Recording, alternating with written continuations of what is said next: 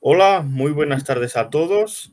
Estamos en Radio Belarus. Espero que sea una de las primeras entrevistas y no la única, sino que haya muchas más. Radio Belarus es la radio estatal de la República de Belarus y tiene difusión también por redes sociales, como puede ser YouTube.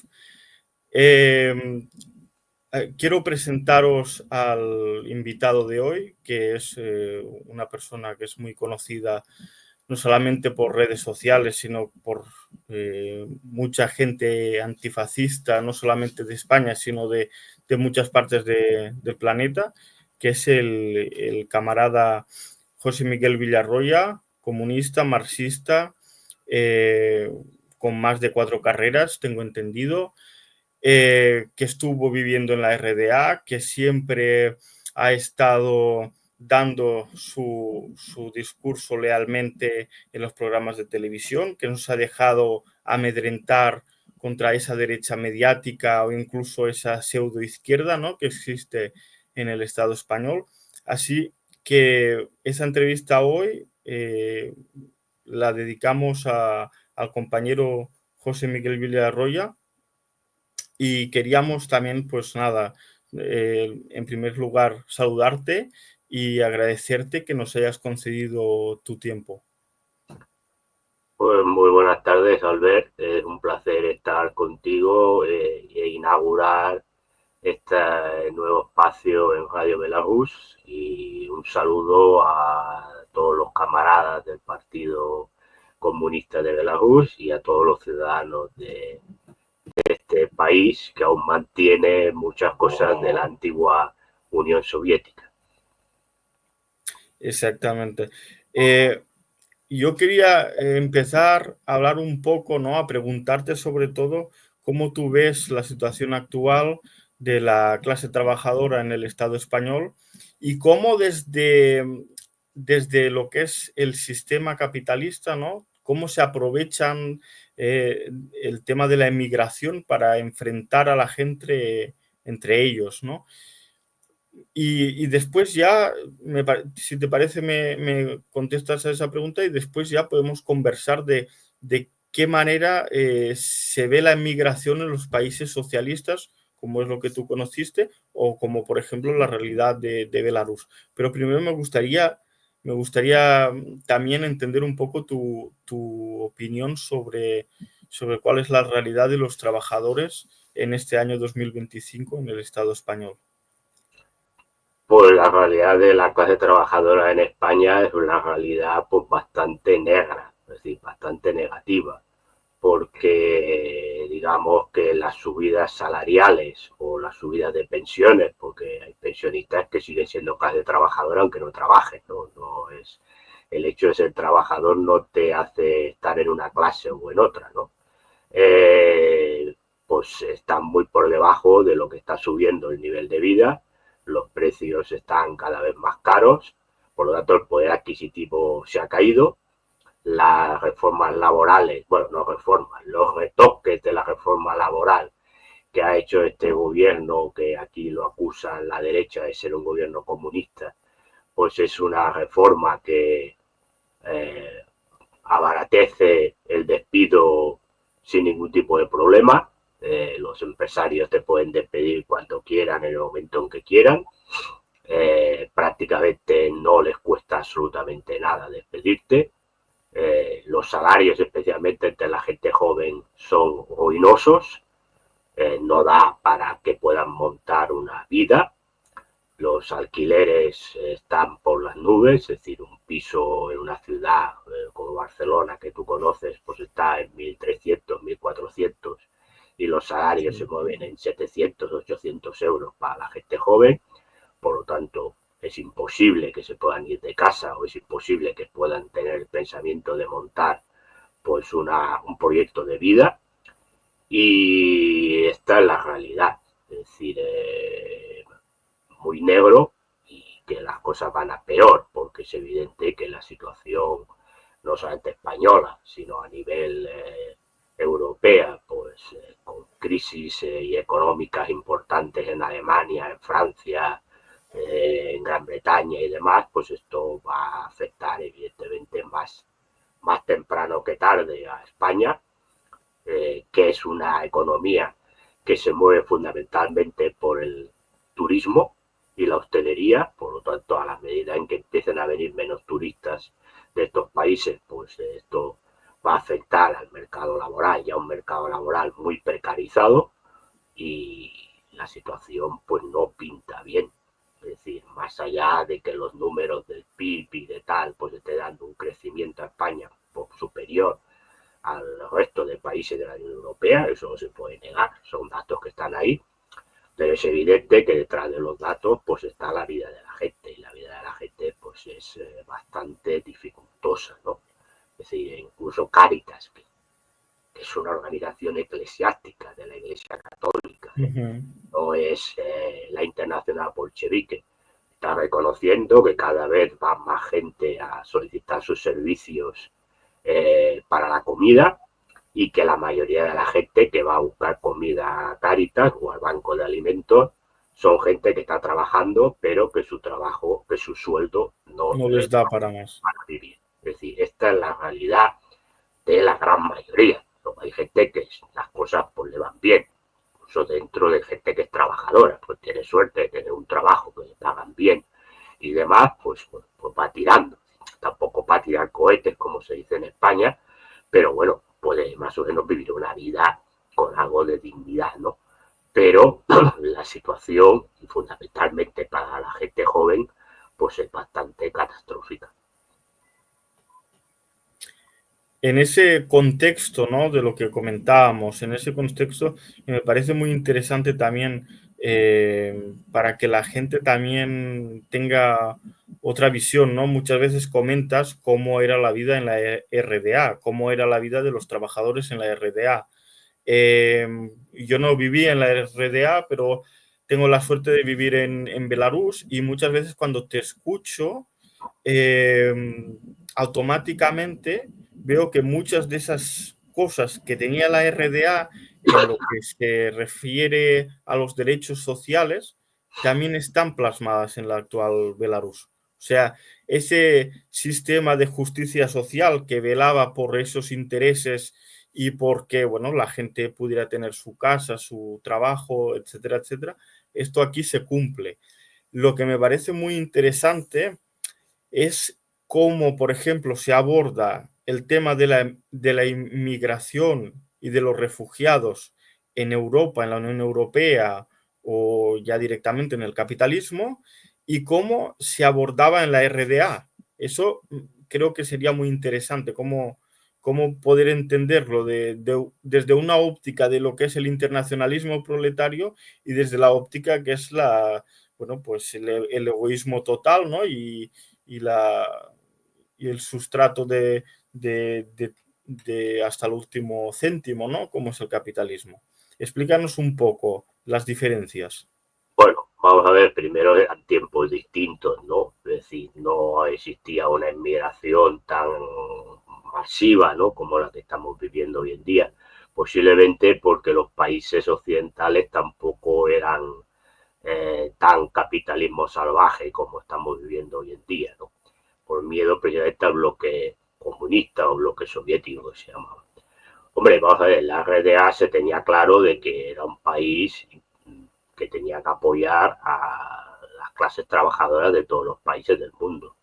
Pero estaba claro de que no todo el mundo cabía en la RDA, porque si no el Estado se hubiera hundido, ¿no? No puedes, un país no puede recibir, por muy solidario, por muy internacionalista proletario que quiera ser, no puede recibir a toda la humanidad, o una inmigración que de golpe te lleguen 10 millones o 12 millones de personas, porque eso no hay país que lo pueda sostener. Por lo tanto, estaba claro de que no se hubiera permitido que hubiera llegado tantas. ¿Qué hizo que hacía la RDA?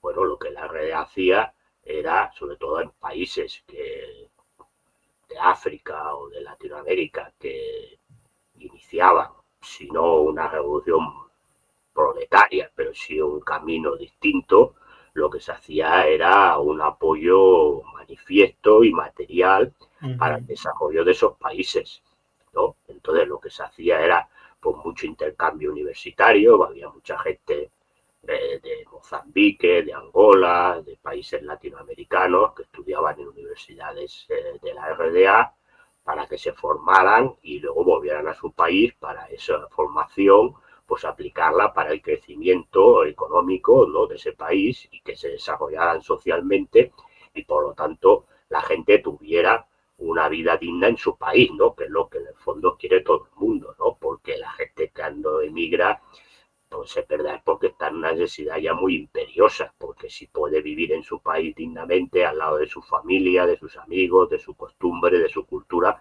pues prefiere quedarse en su país. Entonces, eso es lo que se hacía en la realidad. Luego, es verdad, había pues gente que venía, inmigrante, era que éramos pocos, tampoco hay que decir que éramos muchos, pero repito, también eran tiempos distintos, ¿no?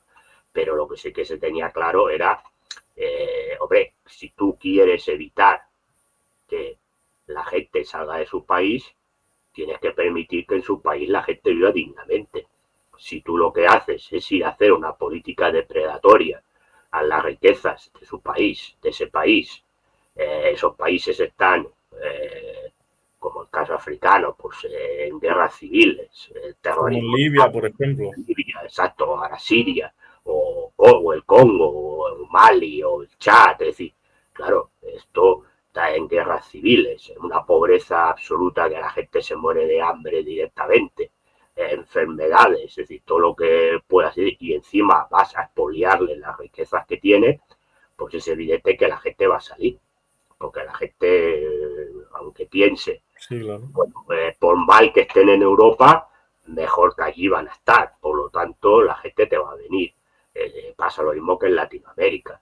Bueno, pues entonces, es decir, si tú quieres evitar estos discursos, ¿no?, contra la inmigración, si tú quieres evitar la inmigración, que yo estoy de acuerdo y repito, no todo el mundo cabe, porque es que si no, es decir, los recursos de cualquier país son los que son y no son podemos. limitados. Es que yo pienso que en la justicia está la proporción, o sea, ni tampoco No, ni claro, todo es el que mundo. si viene todo el mundo, al final todos seremos pobres y miserables, ¿no? Entonces, claro, Sí, esto sí, es decir, hay que ser también serios, es decir, por muy internacionalistas proletarios que seamos, es decir, los recursos de los países son los que son y por lo tanto tú no puedes recibir a todo el mundo porque no tienes capacidad ni posibilidades de atender dignamente a todo el mundo que venga, más los que ya estamos aquí, es decir, los que somos exactamente. autóctonos, más los que inmigrantes que llevan años aquí.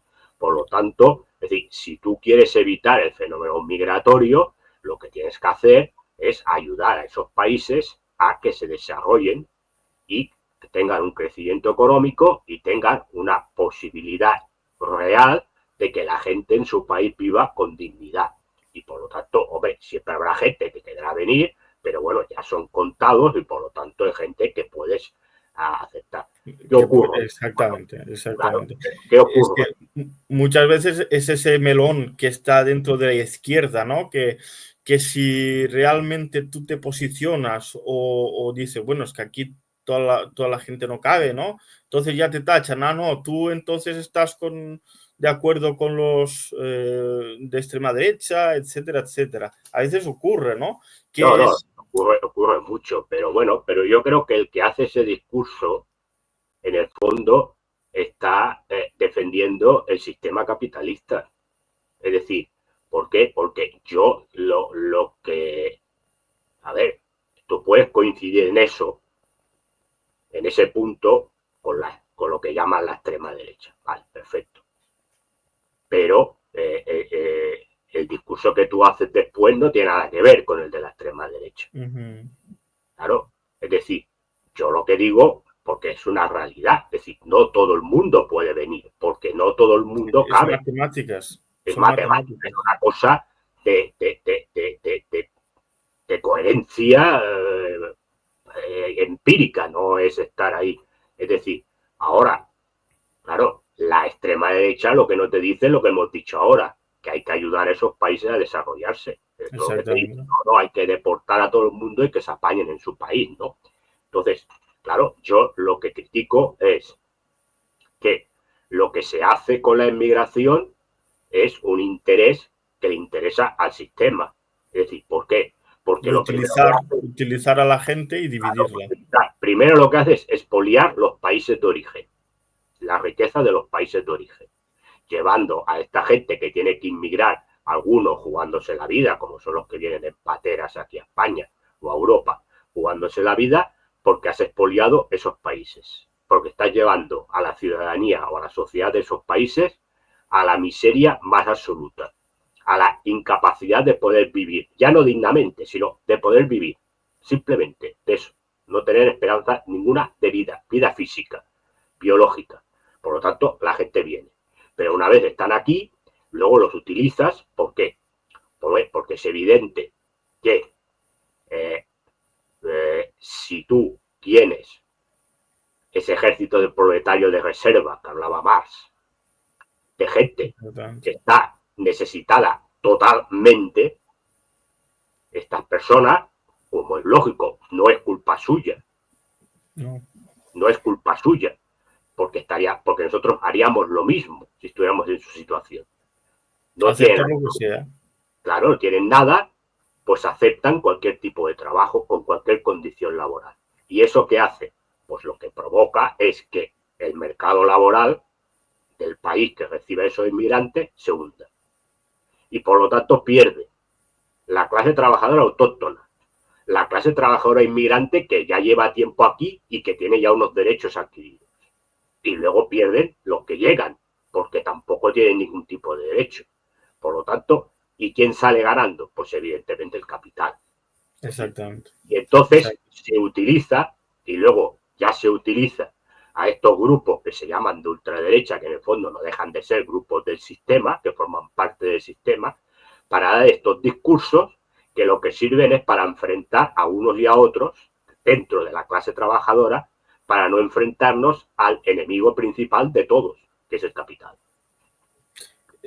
Precisamente el camarada Stalin ya lo decía, que el capitalismo, cuando con la democracia burguesa no puede controlar la situación, recurre al fascismo, porque el fascismo es la misma cara de un mismo sistema que es el capital. Lo que pasa es que más, no, pues más dictatorial, ¿no? Más dictatorial, claro. Claro. Es ¿Por así. qué? Bueno, pues porque además mucha gente pues acepta ese fascismo o esa dictadura, como tú dices, porque entiende que es beneficiosa para ella. Porque al final, bueno, es verdad que, claro, hay gente que si no se mete en nada ni está en nada, pues no le va mal y por lo tanto dice, bueno, a mí si este ha perdido los derechos, pues ya se apañará, ¿no? Y no me explique su película, ¿no? Y entonces, es decir, es evidente que el fascismo es la cara B o la cara A o la que hay que llamar de lo que es el sistema capitalista. Se presentan como un movimiento antisistema de entrada, que parece que sean antisistema, que van a ir a hacer una revolución, ponle el nombre nacional sindicalista o fascista o lo que tú seas, pues no, cuando están gobernando, pues hacen lo que hace el capital. Eso sí, lo hacen de una manera más dura, pues como han eliminado las leyes y han eliminado las demás, pues lo hacen de una manera más dura. Como haya parte de la población que le va bien, porque evidentemente si tú estás trabajando, pues tú te mantienes tu trabajo, y si no te metes en nada, como decía aquel, como decía Gramsci, ¿no? El peso de la indiferencia, es decir, bueno, a mí no me molesta, yo estoy aquí, pues me da igual que haya democracia, que no la haya, yo mientras pueda cobrar a fin de mes, irme de vacaciones y tomarme la cervecita en el bar, pues a mí que no me Pues caliente ya está bien. ¿no? Pues este es el peso de la indiferencia en la historia, que decía Gramsci, y por lo tanto la gente acepta, ya está. Y luego a este, si se lo han llevado a la cárcel, lo han echado, pues algo habrá hecho, ¿no? Lo que se decía aquí con Franco, no me acordaba, ¿no? Algo habrá hecho, ¿no? Por lo tanto, esto es así. Pero, claro, pero lo que hacen, ¿qué hacen? Bueno, porque sabe perfectamente el sistema que en nuestra desunión, es decir, desunión en tanto clase trabajadora, está su poder. Exactamente, cuanto más divididos estemos en subgrupos, que unos que luchando unos contra claro, otros, pues claro. mejor estarán ellos. De ahí Yo, también los discursos woke, ¿no? Para enlazar un poco. exactamente. De, bueno, pues Dividir a la gente en colectivos, ¿no? sí, bueno, pero eso ya es bastante antiguo. Yo pienso que ya llevan con eso más de 20 años. Bueno, Eso no, no, y de mucho los más. 2000 Esto es muy y más. antiguo ya, a ver, porque el feminismo sacado de la clase, esto ya empezó en el siglo XIX, finales del XIX, que ya lo denunciaba Rosa Luxemburgo, Clara Zetkin o Alessandra Kollontai, ¿no? Ya denunciaban ese feminismo burgués, ¿no? Sacado de la lucha de clases, ¿no? Luego a este Exactamente. feminismo de carácter burgués han añadido pues todo el colectivo LGTBI, etcétera, etcétera, etcétera, también desde sacándolo fuera de lo que es la lucha de clases, ¿no? Y entonces pues generamos una serie de colectivos y entonces luchamos por el colectivo, pero no por la clase, ¿no? Entonces todo el mundo enfrentado unos a otros y de esta manera, pues entonces evidentemente el capital pues gobierna y Pues sigue. sigue ganando. Pues Sí, sigue ganando y además, mientras no se toque, ¿no? Lo que es lo importante, que es tocar el capital, pues todo está bien. todo Porque al está bien. final hacen negocio con todos estos colectivos y demás. Que yo te quería también preguntar, bueno, sobre diferentes cuestiones, opiniones, pero pienso que es necesario porque hemos tocado el tema de la inmigración, ¿no? Bueno, supongo que eres conocedor de que aquí en la frontera con Belarus, entre Belarus y Polonia, el gobierno polaco y, bueno, pues la OTAN decidió crear un muro fronterizo, una valla, que no solamente es una valla, sino que además se compone por campos minados, se compone por, bueno, pues diferentes estructuras antitanque, etcétera, etcétera. Bueno, pues es una frontera que está muy militarizada. Entonces, a mí se me ocurre a veces, ¿no? El tema que hablamos de la propaganda o de cómo el sistema eso lo maneja.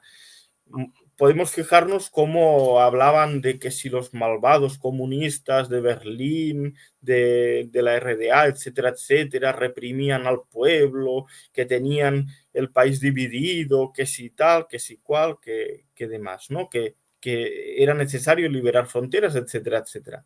Pero ahora, por ejemplo, estamos viendo que un país como Polonia, que históricamente también tiene tela como país, está realizando medidas no de autoprotegerse, sino de prácticamente destruir las conexiones que tenía con Belarus y de escalar el conflicto, aunque es un conflicto, aquí no es una guerra abierta como pasa en Ucrania con Rusia, sino que es un conflicto de guerra fría, pero no hace más que escalarlo, porque al final la frontera polaca y bielorrusa está la reserva natural Belavesia de Pusa y entonces pues también está afectando a la flora, a la fauna y bueno, pues esto está ocasionando serios peligros, además del trato que ellos realizan a los migrantes, que es prácticamente salvaje.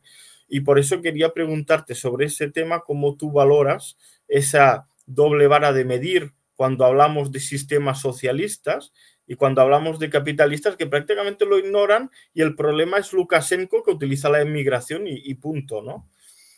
Entonces, me parece interesante.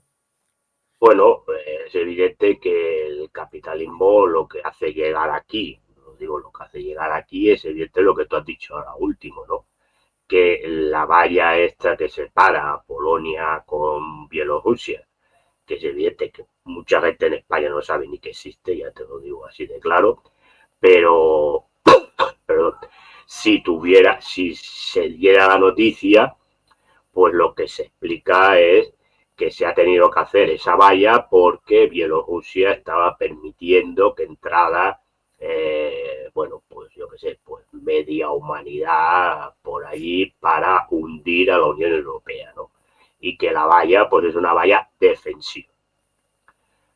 Tú fíjate, cogiendo al muro de Berlín, el muro de Berlín era un muro defensivo para evitar que a Berlín Oriental entraran todos esos comandos terroristas, que además está documentado que entraron, que generaron atentados a infraestructuras básicas de la RDA, aparte de los espías que entraban, y era un muro de protección, porque la gente cuando dice, no, es que se separó el Berlín Este, no, no, no. Lo que estaba rodeado por el muro era Berlín Occidental. Exactamente, que estaba solo, ¿no? Solo. Es Todo decir, lo sí, demás sí, era sí, sí, territorio de la RDA. es decir, Berlín Occidental era una isla dentro de la RDA. Es decir, lo que rodeaba el muro de Berlín era Berlín Occidental. Berlín Oriental estaba abierto. Tú podías entrar y salir de Berlín Oriental para ir a Potsdam, para ir a Leipzig, para ir donde te daba la gana, y no tenías que pasar ningún muro. El problema era de la gente que vivía en Berlín Occidental para salir, si no era en avión, para salir, pues, ¿por qué? Porque se hizo. Pero ¿cuál era la propaganda? La propaganda era que el muro se hizo para que la gente de Berlín Oriental no pasara a Berlín Occidental. No, porque es que la gente se escapaba. Bueno, vamos a ver, hay que ser muy tonto, porque la frontera natural que tenía la RDA con la República Federal Alemana era inmensa, inmensa. Porque quiere decir que el país, la nación era el mismo, eran dos países, pero en una nación, por lo tanto, se había cortado un trozo y otro trozo. Pero lo que unía en el centro de lo que era Alemania, hoy es el centro de la República Federal Alemana unificada, era la frontera entre las dos Alemanias. Fíjate la cantidad de frontera que tenía natural la RDA con la República Federal. Fíjate si la gente podía pasar sin ningún problema y parece que solo se podía pasar por Berlín Occidental. Bueno, esto es la comedia, pero bueno, la propaganda es la propaganda y es una propaganda que por desgracia ha calado, sigue calando en la gente, de que el muro pues era para evitar que la gente de Berlín Occidental o de la RDA huyera en masa a la República Federal Alemana, ¿no?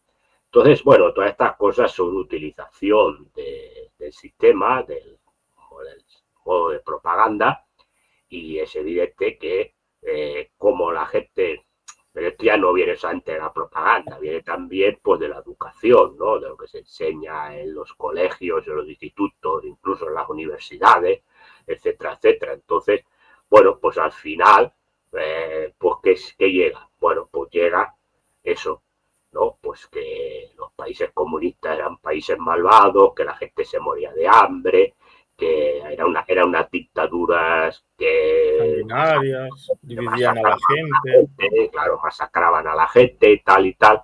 Y bueno, pues esa idea Ha calado, ha calado. ha calado y además, y ahora se utiliza pues por conveniencia, porque hace 4 días no se utilizaba, pero ahora se utiliza por conveniencia pues para describir a Rusia y a Bielorrusia, ¿no? Es decir, bueno, pues Exactamente. o dos Eh, modelos que vienen de la época comunista, aunque Exactamente. no Es tan muy comunistas. curioso, Villarroya, que por ejemplo, sobre todo yo que cuando estudié, no, a ver, yo también soy español y entonces yo estudié en el sistema educativo español y sé un poco, sé cómo funciona, ¿no? Entonces es muy curioso que cuando los libros de texto de sociales o después de historia, cuando ibas estudiando más y más, siempre te acababan diciendo lo mismo, que por ejemplo en lo que toca el tema del pacto Ribbentrop-Molotov, que es un pacto, ¿no? Que los malvados comunistas hicieron un pacto con la Alemania de Hitler para repartirse Europa. Pero si tú realmente conoces la historia, te das cuenta de que la mayoría de la mitad de Belarus en ese entonces estaba dividida y estaba, se la quedó la parte polaca, los polacos se la quedaron, ¿no? Entonces dividieron el país igual que dividieron Ucrania. ¿Y qué pasó? Que, bueno, con la disyuntiva de lo que el pacto de no intervención y el pacto de Múnich entre Bélgica Britannia y Gran Bretaña y Francia y Italia y Alemania firmaron, pues a la Unión Soviética, ¿no? Como sabemos, no le quedó nada más que nada, otro remedio que firmar también. Pero pero no fue un caso vacío como en el primero, que destruyeron Checoslovaquia, sino que en el segundo se pudo reunificar los territorios. En el caso de Belarus, el país se pudo reunificar después de prácticamente 20 años de estar dividido y que la frontera estaba prácticamente a las puertas de Minsk. O sea, esa reunificación no la explican. No la explican porque no interesa. Interesa hablar de Alemania, pero no interesa hablar de Belarus. Bueno, y nos interesa explicar que evidentemente Stalin ofreció un pacto para frenar a Hitler mucho antes y que sobre todo Gran Bretaña, que siempre ha sido un país antirruso y luego anticomunista, no aceptó, y lo que buscaban era que la Unión Soviética se enfrentara sola con la Alemania nazi, mientras ellos se repartían la ganancia de aquella guerra, ¿no? Es decir, que lo que ocurrió es que Stalin vio claramente que las potencias occidentales lo que pretendían era llevar a la Unión Soviética a una guerra, pero que combatiera prácticamente ella sola. Y entonces, bueno, pues dijo, pues mira, yo pacto aquí con Hitler. Él sabía perfectamente que tarde o temprano iba a haber una guerra entre la Unión Soviética y Hitler, pues, más que nada por los discursos que daba Hitler. Y Hitler se le puede criticar muchas cosas, pero coherente con lo que decía lo fue. Es decir, lo haría más tarde, más pronto, más tarde, pero prácticamente todo lo que decía en Mi Lucha, lo escribió en Mi Lucha, lo fue haciendo.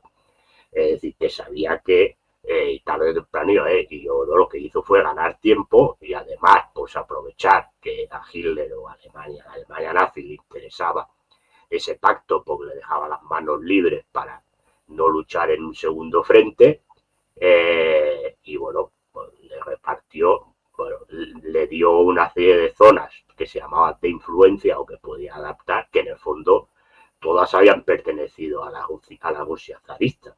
Exactamente. Que decía así de claro, es decir, la Unión Soviética no cogió nada que no fuera que no fuera perteneciera suyo. a la Rusia zarista durante siglos. Es decir, por lo tanto, y además le sirvió pues para recuperar un territorio primero que era suyo y después pues que le sirviera para que hubiera más kilómetros de distancia en caso de guerra con la Alemania, como luego ocurrió, pues que los alemanes tuvieran que recorrer hasta por la posibilidad de llegar a Moscú, ¿no? Por lo tanto, pero el problema primero viene porque los aliados occidentales no quisieron hacer un pacto en serio con la Unión Soviética, especialmente Gran Bretaña, porque Francia es verdad que estaba más dispuesta a ello, pero Gran Bretaña no. Es decir, ¿por qué? Porque los señores Chamberlain, al que se le ha puesto de vuelta y media por la política del apaciguamiento, era un ferviente anticomunista, y Winston Churchill, no digamos, luego hizo el paripé porque le convenía, pero era un ferviente anticomunista y por lo tanto estaban en contra de cualquier tipo de acuerdo militar con la Unión Soviética. Es decir, esta es la realidad. Por cierto, que Polonia se negó a firmar el pacto con la Unión Soviética y no quería que pasaran tropas soviéticas por su territorio. A lo que hay que decir que Polonia tenía un acuerdo con un tratado con la Alemania nazi, y Polonia participó en el desmembramiento de Checoslovaquia, cosa que nunca se dice, porque ocupó la provincia de Teschen. Por lo tanto, es decir, que aquí, cosa que no se dice, aparte que la Polonia que se creó por el Tratado de Versalles, es decir, después de la Primera Guerra Mundial, es una Polonia ficticia, porque ocupa territorios que, claro, dice, no, que habían sido polacos, sí, claro, en el siglo X. Claro, si vamos mirando, pues mira, vamos allá al Neandertal, ¿no? Porque lo que se hizo fue la Polonia de Lord Curzon, que era ministro de Exteriores británico, que lo que le convenía era crear el cordón sanitario frente a la Unión Soviética para proteger a Europa del contagio bolchevique, estos son palabras textuales, y por lo tanto lo que interesaba era pues cuanto más territorio perdiera la antigua la Unión Soviética, pues mejor. Y por lo tanto se le añadieron toda esta serie que tú dices de la parte de Bielorrusia que toca más la forma frontera oriental occidental. de Rusia, la parte de Ucrania oriental, es decir, toda la parte de lo que era la antigua Galicia del Imperio Austrohúngaro, es decir, todo esto se le añadió a Polonia, más luego el famoso corredor de Danzig y toda una serie de cosas, ¿no? Que se le dieron a Polonia, pero era un país que era ficticio, es decir, ese Sí, país sí. se creó, punto, es decir, ocupando territorios que, claro, es decir, bueno, que esto había sido en la época de Ladislao II de no sé qué, y dice, bueno, claro, si vamos a empezar a mirar, pues mira, los españoles vamos a pedir que nos devuelvan los Países Bajos, ¿no? Es decir, claro, esto, O que vuelva toda Hispanoamérica. claro, esto me está mirando estas Sí, pamplinas, pues oiga, esto me parece absurdo, pero es verdad que esto se hizo y esto es lo que no se explica, ¿no? Esto es lo que exactamente. no Exactamente. Precisamente precisamente es eso. En los libros de texto siempre se pone a los polacos como los pobrecitos de la película, ¿no? Por lo que hablamos. Para ir un poco terminando, porque el tiempo no tenemos mucho más, y yo quería hacerte una última pregunta sobre precisamente este mes de enero, el día 26, son elecciones presidenciales en Belarus. Eh, ¿Tú qué opinas sobre un poco sobre el país? ¿Y qué opinas sobre todo de la candidatura del presidente actual, de Alexander Lukashenko, que se postula nuevamente a las elecciones presidenciales? Ya sabemos que desde la Unión Europea y desde países occidentales ya han dicho de que esos comicios están amañados o que es un dictador, etcétera. Pero por tu experiencia, por cómo tú también ves el mundo, ¿qué opinas de estos comicios y si se van a celebrar tranquilamente o intentarán también meter baza a los occidentales? hombre, que van a intentar meter baza, eso seguro, porque ellos lo que van a intentar desestabilizar cualquier país que no esté dentro de esas esferas. Mira lo que ha pasado en Rumanía, por ejemplo, en Georgia, etcétera, etcétera. Por lo tanto, y más que Bielorrusia, que es un país pues clave en estos momentos de la situación y que es uno de los países más fieles en la alianza con Rusia, pues es evidente que eso lo van a intentar mover como sea para que haya pues, algún tipo de protestas, algún tipo de manifestación, y es evidente que lo que vamos a ver en los medios occidentales pues es esa imagen de un Lukashenko que es un dictador, que es el aliado de Putin y que por lo tanto las elecciones van a estar amañadas porque ahí interesa continuar Lukashenko y tal. Eso, vamos, esto hay que darlo ya por descontado, ¿no? Por amortizado. Bueno, yo lo que conozco de Bielorrusia es que es un país que mantiene en buena medida, como tú has dicho, todo el tema de la justicia social heredado de la época de la Unión Soviética y ya me gustaría a mí tenerlo aquí, ¿no? Por lo menos, es decir, toda una serie de cosas. Además fue el único, creo, de los pocos diputados del Soviet, ¿no? Que votó en contra de la desaparición de la Unión Soviética, por lo tanto eso ya es importante viendo lo que veía, lo que venía, ¿no? Es decir, algunos que votaron o que no votaban a favor, pero estaban a favor porque no eran diputados y estaban a favor, pues ahora dicen que eso fue un desastre, dicen, bueno, a buenas horas mangas verdes, ¿no? Como se dice en España, ¿no? Es decir, Exactamente. sé que es difícil de traducir este refrán al bielorruso, no lo sé si lo podrás traducir, pero bueno, me refiero que, hombre, creo que se pueden haber dado cuenta antes, ¿no? Es decir, yo me merece los máximos respetos Lukashenko, porque es una persona que tiene claro que lo importante es la justicia social en la gente. Es decir, yo siempre he dicho que la principal misión de la gente que ocupa cargos en la política es intentar que su población viva con dignidad.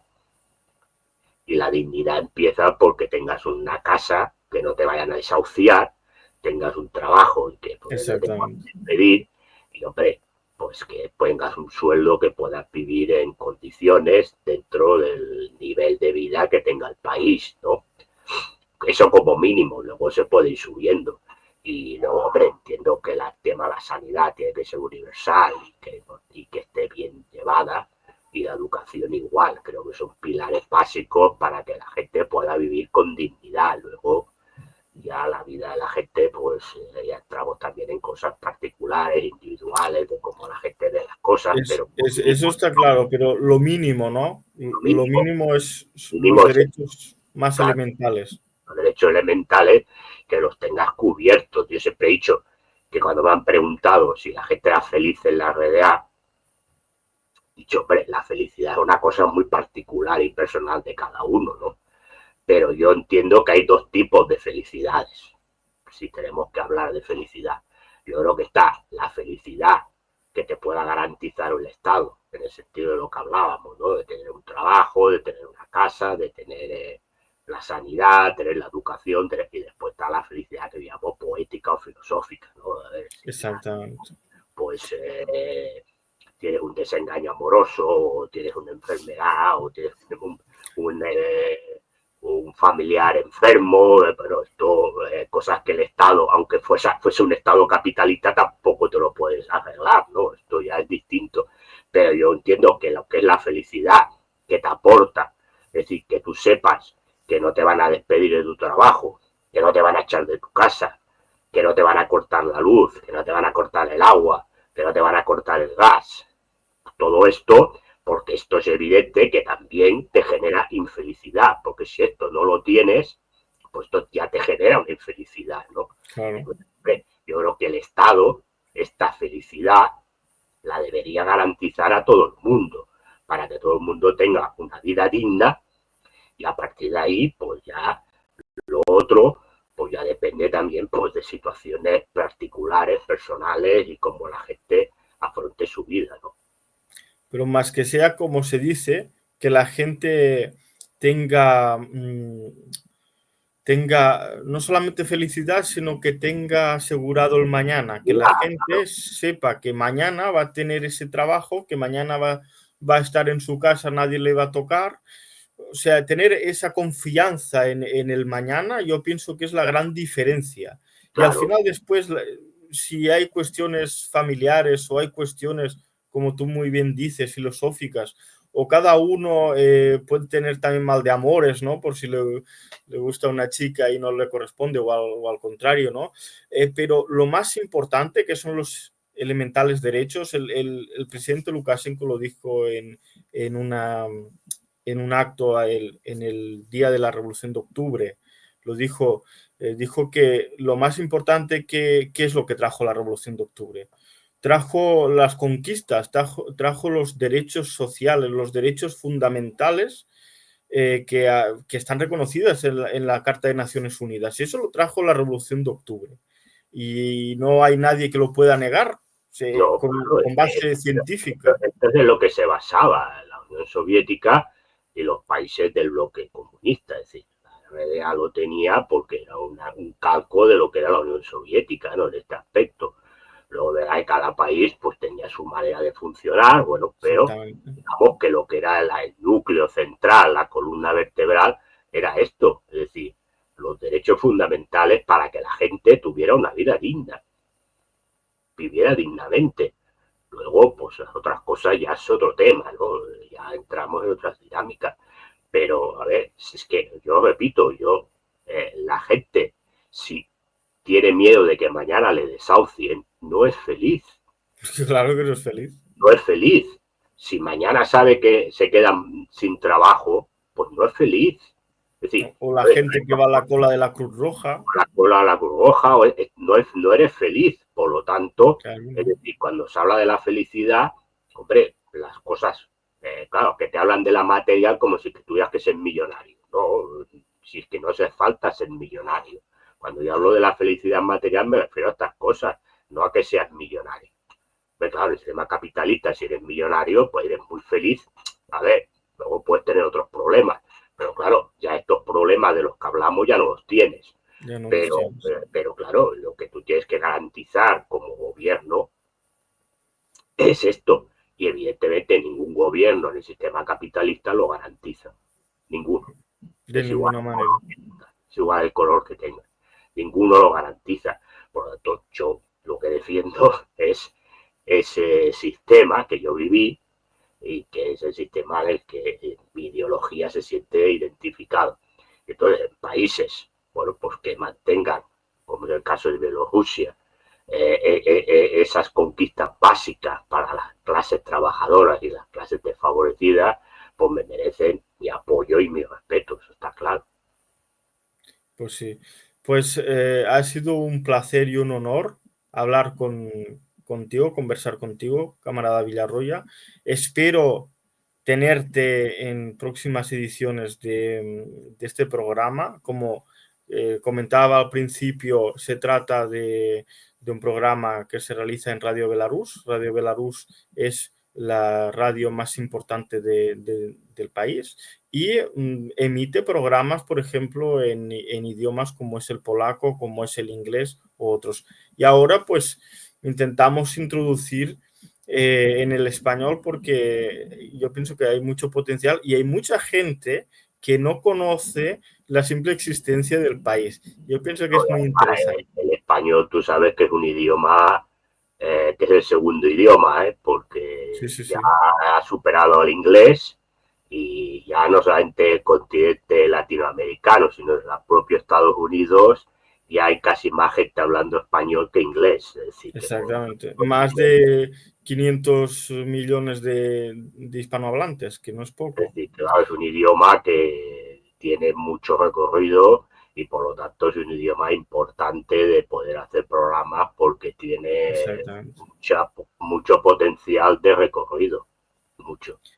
Pues sí, pues nuevamente decirte que ha sido un placer. Esperamos tenerte nuevamente y tirar adelante esta iniciativa. Yo pienso que es necesaria conocer y también dar a conocer las voces como la tuya, crítica con el sistema capitalista dentro de ese sistema. Así que me despido de ti, pero más que una despedida es un hasta pronto. Yo espero también que esto sea la primera de muchas, que este proyecto tan interesante tire para adelante. Creo que es importantísimo porque hay mucha gente que a lo mejor tiene interés de conocer Bielorrusia o de saber lo que hay en Bielorrusia, pero no lo sabe y la barrera idiomática pues le impide, y hacer un Exactamente. proyecto en español, Es como difícil hemos muchas dicho, con el veces. recorrido que tiene el idioma español en estos momentos, creo que es importantísimo. Ha sido un placer, he estado muy cómodo Me y alegro. si esto, ojalá el proyecto tire adelante, pues sabes que puedes contar conmigo las veces que haga falta. Será un placer estar aquí y reitero mi saludo a todo el pueblo bielorruso, en especial a los camaradas del Partido Comunista, pero que tiren para adelante, que no se dejen amedrentar por la propaganda que llega de fuera, y que piensen que lo que tienen, por desgracia, no lo tenemos nosotros. Exactamente.